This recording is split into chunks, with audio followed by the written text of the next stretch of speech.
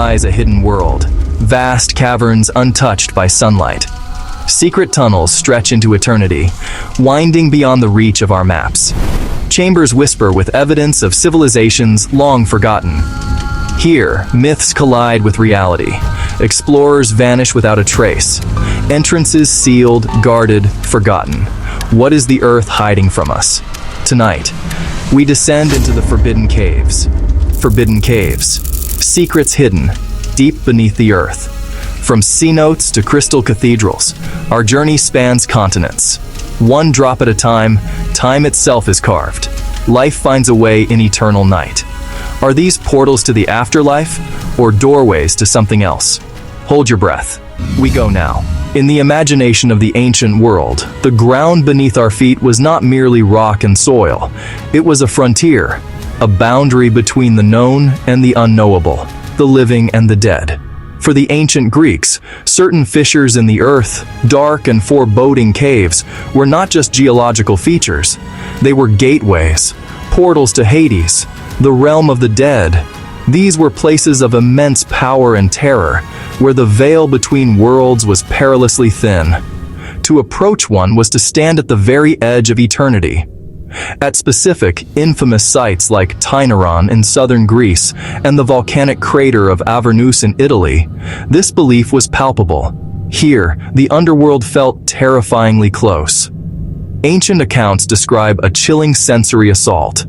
At Tainaron and Avernus, breath tasted of sulfur and fear. The air was thick with a noxious metallic tang that caught in the throat, a scent they associated with the fires of the underworld itself. Priests and oracles who dared to commune with these sites would speak of a disorienting haze, a strange warmth emanating from the rock, and a low hum that seemed to vibrate through their very bones. For mariners navigating the treacherous coastlines of the Mediterranean, these caves held a special dread. From the water, the dark mouths in the cliffs looked like maws, inhaling and exhaling with the tide. Sailors swore the underworld exhaled here. They would tell stories of strange, cold drafts flowing out even on the calmest days, carrying the stench of decay and the whispers of lost souls.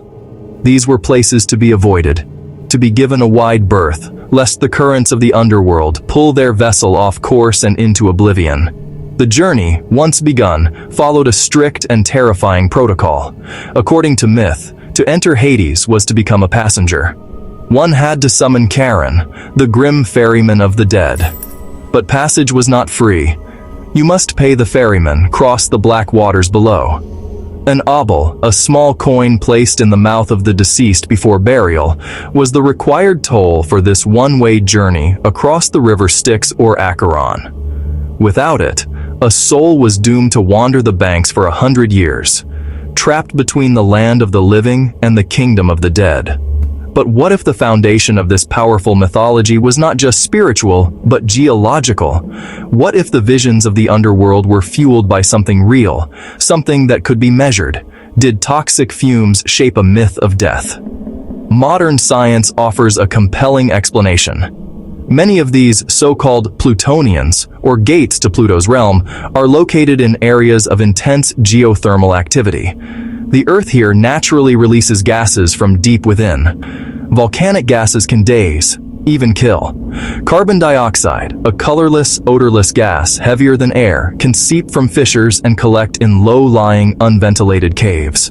In high concentrations, it displaces oxygen, causing dizziness, hallucinations, and ultimately, asphyxiation. An ancient visitor, descending into such a space, would feel their senses swim, their body weaken. Birds or animals that wandered in would perish almost instantly, seemingly struck down by an unseen divine hand. It would be easy to interpret this invisible danger as the very breath of death himself. Yet, to reduce these beliefs to mere geological phenomena is to miss the point. The gas was a catalyst, not the cause, for meaning is carved by culture. The Greeks didn't just see a dangerous pocket of CO2. They saw a metaphysical reality that reflected their deepest anxieties about life, death, and what comes after. Their underworld was a complex social and judicial space, with fields for heroes and pits of torment for the wicked. It was a place of judgment, memory, and consequence. The underworld was moral, not just mineral. The cave was simply the courthouse door. Half a world away, in the dense flat jungles of the Yucatan Peninsula, another great civilization looked into the earth and saw a gateway.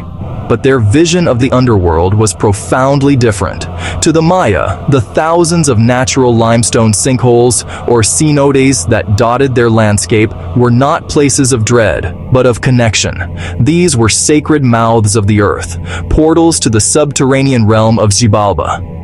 Unlike the fiery, gaseous pits of the Greeks, these were aquatic underworlds, cool, dark, and deep. They were the primary source of fresh water in a region with almost no surface rivers. Life-giving, yet mysterious. In times of drought or strife, the Maya would gather at the precipice of these great wells. Offerings sank into blue infinity. Precious objects, carefully chosen, were committed to the depths as prayers to the powerful entities that dwelled within. Archaeologists diving into these sacred wells have recovered a breathtaking record of this devotion. They have found jade, incense, even lives devoted to gods of rain. Gold, pottery, and the poignant remains of human sacrifices tell a story of a people negotiating with the forces that governed their survival. These were not casual disposals. They were transactions with the divine, desperate pleas for balance and benevolence from the world below. The most important of these deities was the powerful rain god, Chak. It was believed his domain was deep within the watery caves that fed the cenotes. When the skies were silent and the maize fields withered, the Maya knew that Chak was listening in the dark. The offerings were meant to appease and awaken him, to coax the life-giving rains from his subterranean abode back up into the sky. The cenote was the conduit, the sacred telephone line between the human world and the divine. This belief is elegantly mirrored in the region's geology. The Yucatan is a massive platform of porous limestone, known as karst. Rainwater doesn't flow over the land, it seeps through it, carving vast, interconnected networks of underground rivers and caves. In this way, karst breathes water, linking worlds we drink and worlds we dread. The same water that sustained life in the villages was seen as flowing directly from the sacred and sometimes fearsome realm of the gods. For centuries, these cenotes held their secrets in the dark, preserving a silent testament to a lost world. The cold, low-oxygen water created a perfect environment for preservation. What secrets still rest on those silent beds? What stories of ritual, of sacrifice, of a changing climate and a collapsing civilization are waiting to be read in the silt? Today, a new kind of explorer descends into the Mayan underworld. Science dives gently, myth in one hand, data in the other.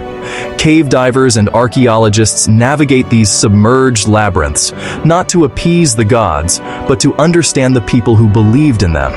Each artifact recovered, each skeleton analyzed, adds a new sentence to the story of the Maya. But not all underworlds are destinations for the dead. For some, they are the opposite, a point of origin.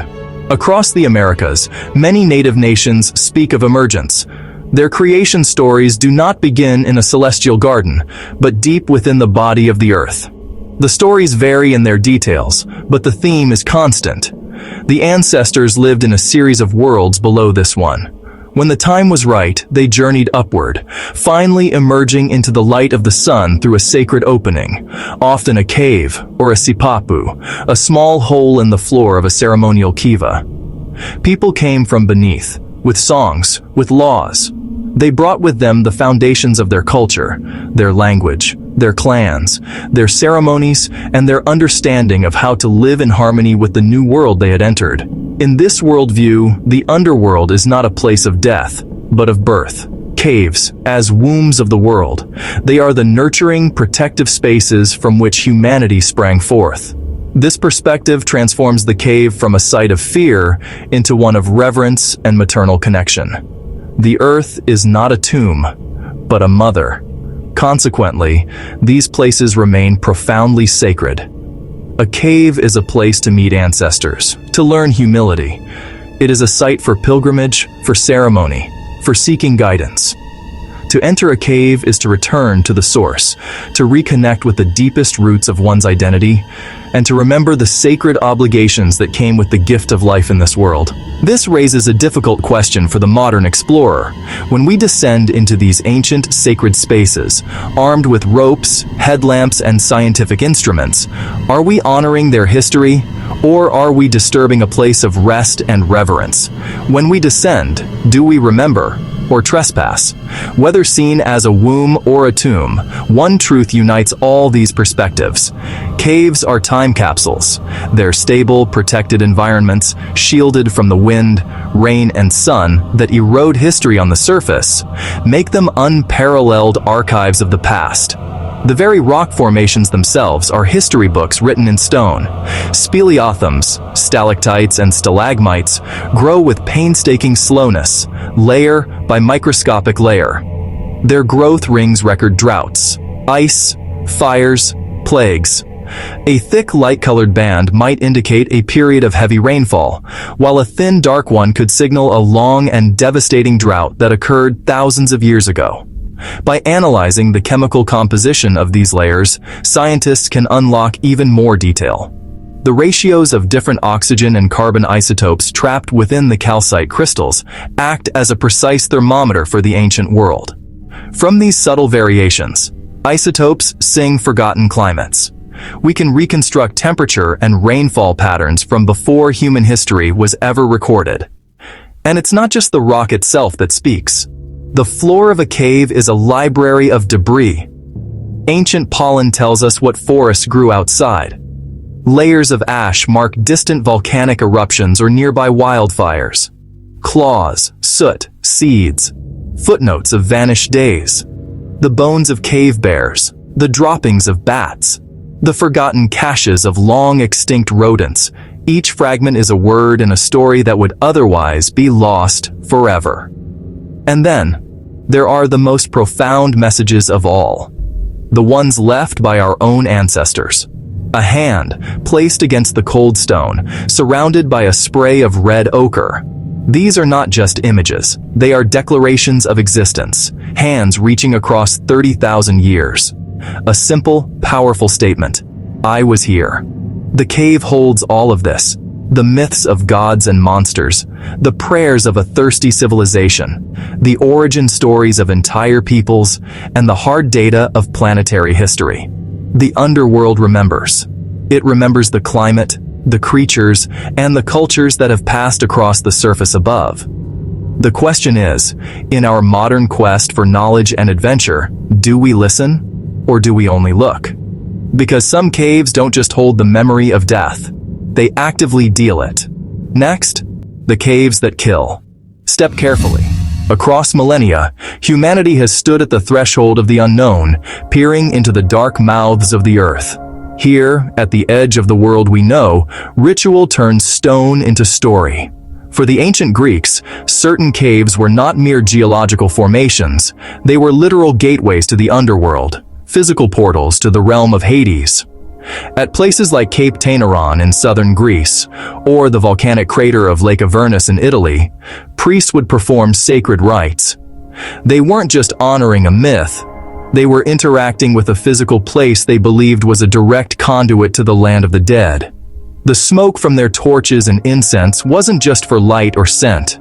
It was an offering, a message sent across the veil, a plea for safe passage or a ward against what might emerge. Inside these sacred spaces, the world transforms. The unique acoustics of a cavern, where a single footstep can return as a chorus of whispers, were interpreted as divine communication. Echoes transform into voices of gods, or perhaps the murmurs of departed souls. The very air feels different, heavy, ancient, and alive. This sensory deprivation, punctuated by the strange symphony of dripping water and reverberating sound, primes the human mind for profound, often spiritual experiences. It's a phenomenon known as the Ganzfeld effect, where a lack of normal sensory input can induce hallucinations. For our ancestors, these weren't tricks of the mind. They were proof that they had crossed into another dimension. The evidence of this long history of belief is written on the walls themselves. soot maps decades, even centuries, of devotion. Each black stain is a residue of countless torches held aloft, of fires lit for warmth, for vision, and for ceremony.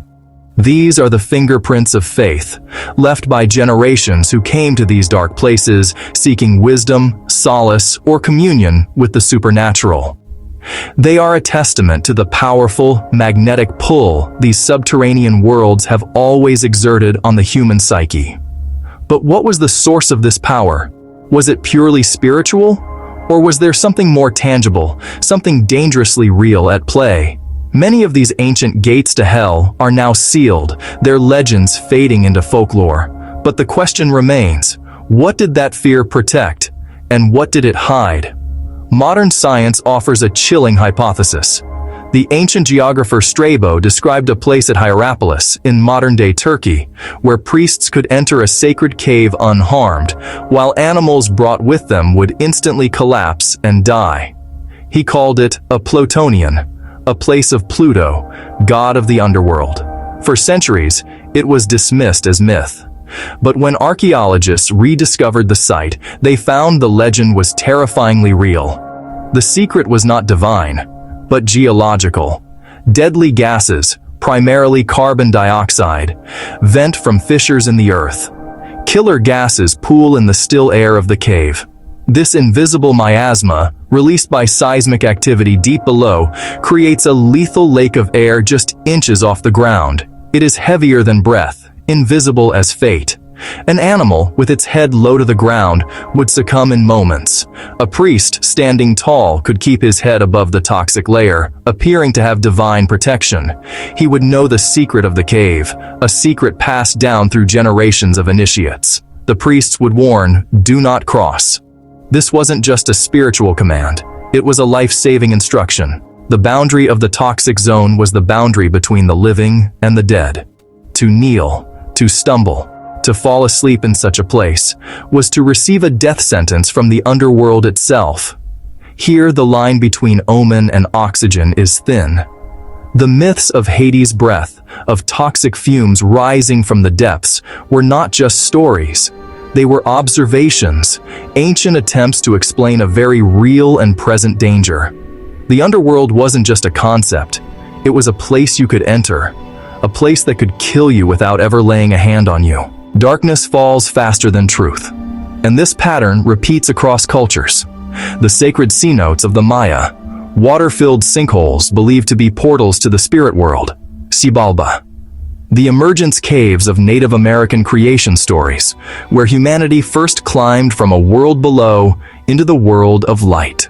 Why do humans, separated by oceans and epochs, always find the underworld in the same places? Is it an innate psychological pull towards the mysterious and the unknown, a desire to conquer our deepest fears by confronting them? Or is it a shared primal memory of a time when caves were our only shelter, our first homes, and our first tombs? The allure is undeniable. We are drawn to these alien landscapes hidden beneath our feet, from ice cathedrals of selenite that grow in unbearable heat, to rivers of stone, sculpted by water and chemistry over eons, to silent dunes that swallow time, preserving a record of climates long past. These are not just holes in the ground. They are archives of planetary history, time capsules holding secrets of Earth's evolution, and sometimes its most extreme expressions of beauty. But in this subterranean realm, beauty and danger are often intertwined. Next, the beauty that kills. To enter this world is to accept its terms. Depth demands respect, and sometimes it demands tribute, whether in the form of ancient offerings left to appease the spirits or the ultimate price paid by those who misjudge the risks. Descend with caution. Every meter deeper is a step further from safety, a step into an environment that is fundamentally hostile to human life. Down here, time flows strangely below. What takes millennia to form can be destroyed in a careless moment, and in the absolute dark, life blooms, then vanishes, evolving into strange and wonderful forms adapted to a world without sun. But for us, the visitors, survival is not guaranteed. Our bodies are not made for this. Eyes adjust, but minds wander in the profound silence and isolation. Disorientation is a constant threat. Focus. In the deep, your mind is your most important tool and your greatest vulnerability. This is why preparation is everything. Training is the difference between legend and loss. Every knot tied, every piece of gear checked, every emergency procedure drilled, it is a ritual of survival, a modern-day ceremony to ward off the dangers of the underworld. The equipment is an extension of the will, a lifeline back to the world of light. But even with the best gear and training, the fundamental question remains a personal one. How far would you go? We continue. Deeper into the earth, where the pressure mounts and the darkness is absolute. We are pushing the boundaries of exploration, venturing into places no human has ever seen. But some entrances to the underworld are not narrow tunnels. They are gaping voids. Imagine standing at the edge of a hole so vast it could swallow a skyscraper. A mile of air beneath your feet. This is the Cave of Swallows in Mexico, one of the largest known cave shafts in the world. A vertical pit plunging over 200 feet straight down. To descend takes hours of careful rappelling, but for a select few, there is another way down. A leap of faith into the abyss. Would you jump? You check your gear one last time. Your heart pounds against your ribs. You hold tight to the edge, the solid rock, a final connection to the horizontal world. Then, you let go. Falling now. For 12 seconds, you are in free fall, plummeting into the heart of the earth as the walls of the cave rush past. It is a journey from light to darkness, from the known to the unknown, at 120 miles per hour. This is the extreme edge of our interaction with the world below, a place where modern thrill-seeking meets an ancient abyss. Natural killers, impact. The parachute opens, and the descent slows, landing you safely on a floor teeming with life, a hidden jungle at the bottom of the world. But not all of Earth's deep places are so forgiving. In the heart of Mexico, the earth opens its mouth. A hole so vast, it seems to eat the morning light itself. This is the Sótano de las Golondrinas, the Cave of Swallows. But this is no gentle sanctuary. It is a place of profound vertical danger, a testament to nature's raw power. For millennia, water has patiently carved through limestone, creating a chasm that defies human scale and challenges our very perception of the world beneath our feet. It is a 200-foot freefall into the planet's limestone lungs. For thrill seekers, it's a bucket list base jump, a few seconds of adrenaline-fueled flight. But for cavers, it is a slow, methodical descent into a different world, a journey measured in heartbeats and rope lengths. Every foot deeper, the sun becomes a more distant memory, a pale coin in a sky of rock. The air grows cool and still, carrying the scent of damp earth and ancient stone. To stand at the edge is to feel a primal pull, a terrifying allure. The abyss does not forgive hesitation. It demands commitment. Once you are over the lip, there is no turning back. Only the long, lonely journey down. For most, rope is the only language the pit respects. It is a conversation of tension and trust, a physical dialogue between the caver and the void. Every knot, every anchor, every careful movement is a word in this silent, life-or-death negotiation. But what happens if that conversation fails? What happens if you cannot climb back? Exhaustion sets in. The cold begins to seep into your bones. The rope, once a lifeline, becomes an impossible ladder. Down here, a simple mistake isn't just a setback, it's a potential tomb. Rescue from such a depth is a monumental, often impossible undertaking. You are utterly, terrifyingly alone. But not all of the cave's dangers are so obvious. In some of the world's deepest chambers, particularly in the karst landscapes of Eastern Europe, the danger is breath itself. It is silent, invisible, and utterly lethal. Heavier than air gases, like carbon dioxide or hydrogen sulfide, seep from the Earth's crust. They don't dissipate. Instead, they settle in the lowest points of a cave system, creating invisible, deadly pools. Heavier gases settle, invisibly lethal. An explorer descending into a chamber might feel nothing at first. But as they move lower, they are wading into a silent lake of carbon dioxide, a trap for the lungs. The air they are desperate to breathe is no longer air. It is a poison that offers no oxygen, only a swift, quiet end. The first sign is often a gasp for air that yields nothing, followed by dizziness, confusion, and then unconsciousness. For centuries, miners and cavers have known the old trick, an eternal truth. Fire dies first. A simple flame, a candle or a lighter, is a crude but effective gas detector. If the flame sputters and extinguishes, it means the oxygen has been displaced. It is a final, silent warning to turn back before your own life is extinguished next. Yet another of the Earth's hidden dangers lies where water fills these voids. Underwater caves, a realm of sublime, crystalline beauty, but a beauty sharpened into a maze. Here, the rules of the surface world are inverted. Up is not always the way out. Air is not a right, but a finite resource you carry on your back. The most sacred rule of cave diving is to always use a guideline. This thin, unassuming string is your only connection to the world of sunlight and air. It is your map, your memory, your only hope of finding your way back through the labyrinthine passages. Lose the line, lose the way, lose the surface. It is a simple, unforgiving equation, and the environment is designed to make you lose it. The floor and ceiling are often coated in a fine, ancient layer of silt. One bad kick, one misplaced fin, and the world disappears. Zero visibility. A complete silt out. The water becomes a thick brown fog. Your powerful dive light is rendered useless, its beam scattering into an impenetrable wall of particles. Panic is a breath away.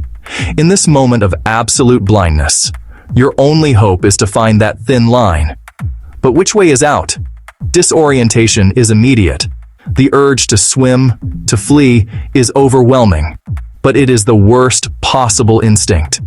Hundreds have paid the ultimate price in these silent, beautiful tombs. Their final moments a desperate, sightless search for a thread in the dark. Faced with such unforgiving environments, a fundamental question arises. Why? Why do we chase the dark? What is it about these forbidden places that calls to us, that makes us risk everything to see what lies beyond the light? The answer is complex, but the danger is simple.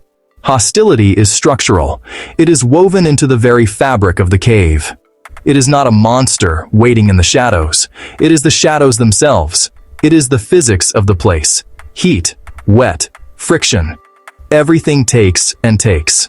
The constant dampness saps your body heat, risking hypothermia even in temperate climates. The slick, uneven surfaces demand constant focus, turning a simple walk into a treacherous balancing act. Every surface is abrasive, shredding gear and skin with equal indifference. And the cave itself is alive, but on a geological timescale we can barely comprehend. Stone shifts like a sleeping giant. A change in water pressure, a distant tremor, or simply the inexorable pull of gravity can cause a passage that has been stable for 10,000 years to collapse in an instant. The caving community understands this pact. If you break, your friends break to reach you. A rescue is not a simple extraction. It is a war waged against the cave itself, a grueling, hours or days-long battle where the rescuers put themselves in the same danger that trapped their friend. This is why survival in the underworld is not about courage, but about control. It is about three core principles: respect, training, redundancy. Respect for the power of the environment, training to make every action second nature, and redundancy in everything, because in a place where one failure can be fatal, two of everything is the only rational choice. The first rule of survival when things go wrong is universal, from the deepest pit to the tightest squeeze. Breathe slow. Control the panic. Starve it of the adrenaline it feeds on. Think slower. Panic makes you fast and stupid. The cave demands you be slow and smart. Assess the situation. Work the problem. Do not let the darkness outside creep into your mind. The cave never moves, but you must. It is a static, patient killer. It will wait forever. Your time, your energy, your air, they are all finite. You must be the one to act, but with deliberation, not desperation. This is the paradox of the underworld, a place of absolute stillness that demands constant, careful motion. But for all their hostility, caves have not always been places of death. For some, they were the ultimate sanctuary. Next, we explore the caves that were not for death, but for dwelling. We descend into a city without a sun. Imagine your home, 40 meters down. Could you live there? We arrive next. Enter. The cave taught me patience and fear. Two of everything, or you have nothing. Every step down is a promise to climb up. Would you honor that promise?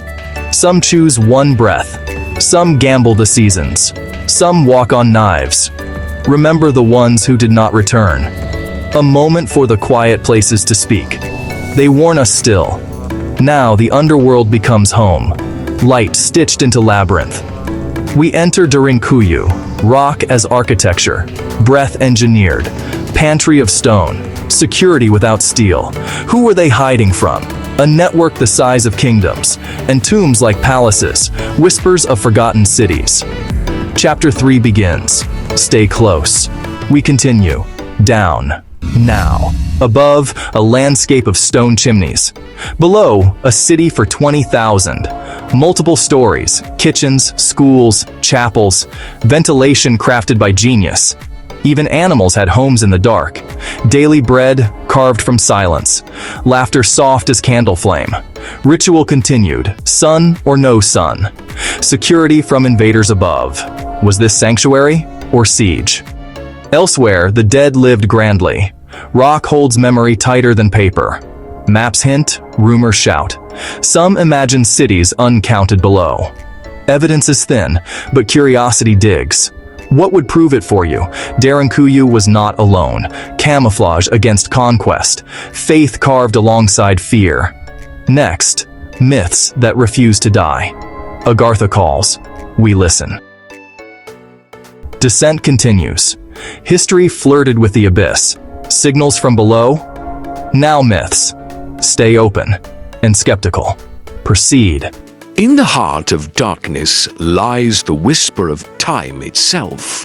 Subscribe to Mysterious Nature and step deeper into the unexplored corners of our planet. Stay curious, stay mysterious.